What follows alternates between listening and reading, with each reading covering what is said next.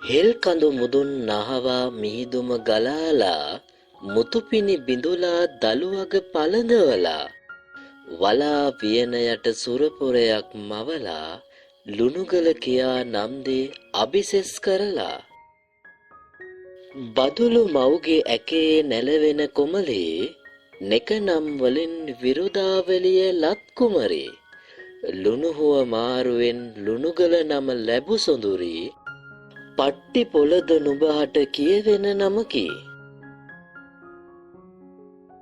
විජය රජුගේ සංක්‍රමණය වුණු එදින ලෝණ ඇමතිවිත් අරඹා මුල්වාස නම තැබූ ලෝණ ගම ලුණුගල විය පසුව ඉතිහාසය පුරා දිලමින් රන්පාට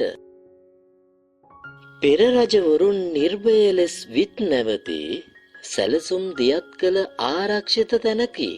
සුභාදාමි ආසිරි වර්ෂා ගෙනදී ලංකාමවගේ ඇකේ ලුණුගල දිලිනි. මිනිකැට මෙවුල් හඬමෙන් කිංකිණි නාද මෙනි ලුණුගල දනගේ මුව විසිරෙන සිනහනද කුඹුකන් මිල්ල කෙරුවේ ගංදිය නිතර ඔවුන්ගේ වගා සරු කළ කරුණයි රහස වලා වියන නිරතුරු සලුවක් වියලා නිල්ල නිලන තේවතු ඉහලින් ලෙලෙනා පොල් රුප්පා ගොමු අතරින් හෙබී බලා ඉඳුරන් පිනවනා රහසක් කියා ගියා. පන්සිලු වීණා නද පරදන කොවුල් හඬ නිරතුරු ඇසෙයි මේ ලුණුගල අහස යට.